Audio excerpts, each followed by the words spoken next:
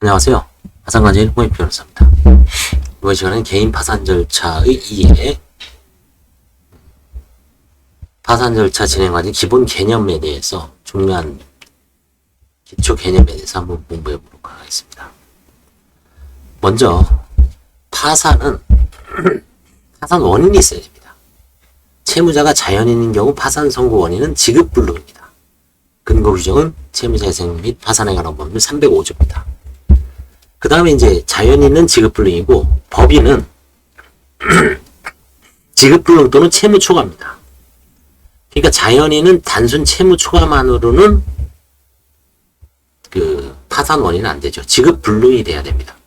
지급불능이라는 건 일반적 계속적으로 채무를 변제할 수 없을 때를 지급불능이라고 하죠. 일시적으로 뭐 결제를 못했다 그래서 지급불능이 아니죠. 계속적, 좀 장기화가 돼야 되는 거죠. 법인은 지급불능 또는 채무초과.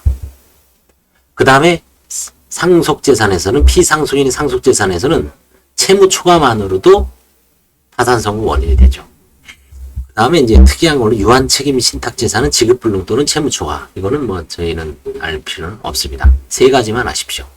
자연인은 지급불능, 법인은 지급불능 또는 채무초과, 상속재산은 채무초과.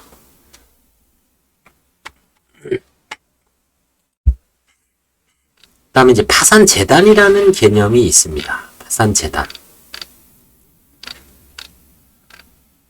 파산재단은 파산 절차에서 채무자가 파산 선고 당시 가진 모든 재산은 파산재단에 속하고 파산 선고 전이 원인으로 장래 행사할 청구권, 파산 선고 이후 퇴직하게 받게 되는 퇴직금이 대표적이죠. 는 파산재단에 속한다. 파산 선고 시 가진 모든 재산 혹은 선고 전의 원인으로 장래에 행사할 청구권, 퇴직금이라고 보시면 됩니다. 이 두 가지입니다. 파산 선고 당시 가진 파산재단, 퇴직금 두 가지를 보시면 됩니다. 그래서 법 382조는 파산은 고정주의, 딱 고정이 되어 있죠. 고정주의를 표방하고 있습니다. 고정주의란 채무자가 파산 선고 시에 가진 재산이 파산재단을 구성한다는 입장입니다. 고정주의는 파산 절차의 신속한 진행, 종결에 이바지하고 신득재산이 파산재단에 속하지 않게 되어 파산 선고 후의 원인에 기한 새로운 채권자에 대한 충당금 재산이 됨으로써 채권자를 보호할 수 있으며 새 채권자를 보호할 수 있죠. 채무자는 신득재산의 기초로 새 출발을 할 수 있고 또한 신용 공여를 받을 수 있게 됩니다. 부파산법에서 규정하고 있던 속죄주의가 폐지되었으므로 채무자가 파산 선고 시에 가진 압류 가능한 일체의 재산이 파산재단이 되고 대한민국 내에 있을 것을 묻지 않습니다. 그래서 이제 어려운 점이죠. 해외에 체류하거나 해외에 에서 활동하던 분들이 한국, 대한민국으로 들어와서 파산 신청해서 면책을 받고자 할 때 그래서 어려운 점이 있는 겁니다. 그런 분들 물론 대한민국 내에 아무것도 없지만 의심을 할 수 있죠.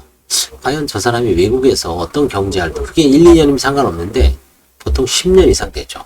혹시 상당한 재산을 축적을 해서 외국에서 잘 살고 있지 않을까라는 것을 이제 의심을 할 수가 있죠. 법원에서는.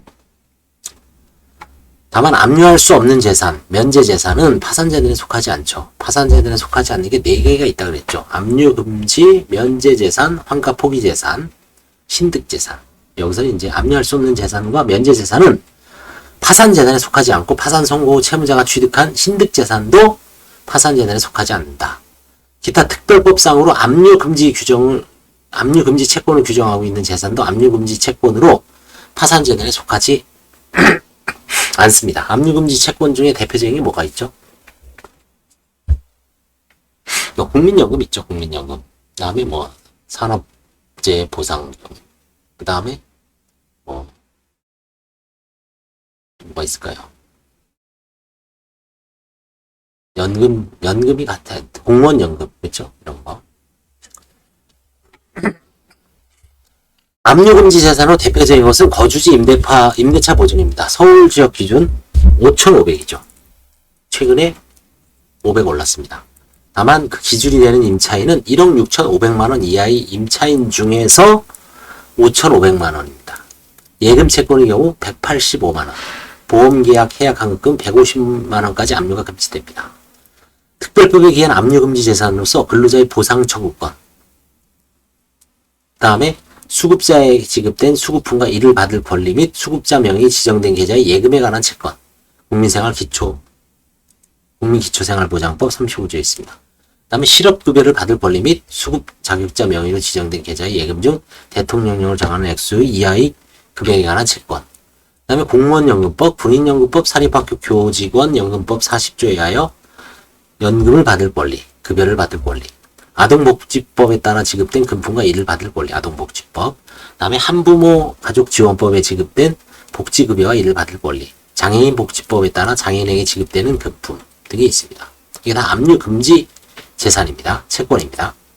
성질상 압류의 대상이 될 수 없는 귀속상의 일신전속권이나 행사상의 일신전속권도 압류금지 재산 일종으로서 자유재산이 됩니다. 면제재산 중 채무자 또는 그 피부양자의 주거용으로 사용되는 생활에 필요한 생계비료 현행 기준은 1,100만원이 아니라 1,110만원입니다. 185 곱하기 6이죠. 이 1,100이냐 1,110이냐 185 곱하기 6입니다.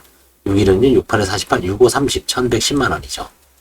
이번 시간에는 파산재단이라는 게 뭐냐,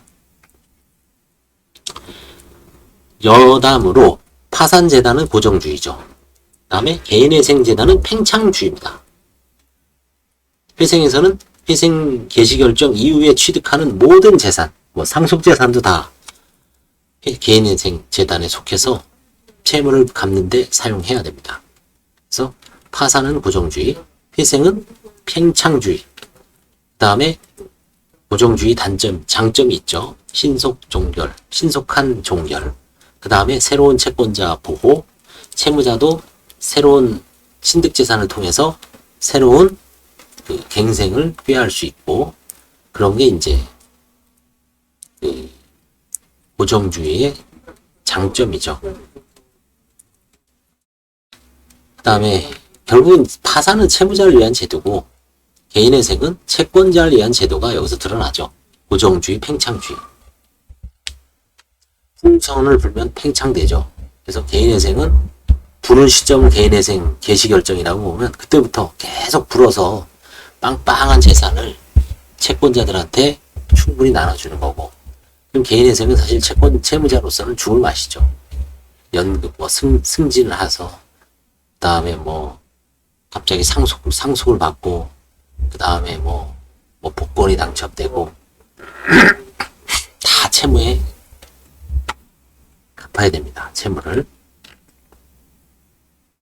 압류금지 채권은 대략 이 정도 다들 아실 거예요. 서울 5,500, 보증금, 예금 185, 보험 150, 그 다음에 나머지 기타 근로자 보상 청구권, 그 다음에 국민기초생활보장법, 장애인 이런 거 다 압류 금지된 거. 그래서 이번 시간에는 파산 원인과 파산 재단이 아주 기초적인 개념이지만 이 정도만 알아도 일반인들은 충분히 파산 절차에 대해서 이해를 하면서 별 어려움 없이 진행할 수 있습니다. 기본적인 것만 알아도, 그렇죠? 기본적인 걸 몰라서 항상 허둥지둥 되는 거죠. 1억 6,500까지, 5,500까지는 내가 보호를 받을 수 있구나. 그렇죠? 압류금지입니다. 네. 감사합니다.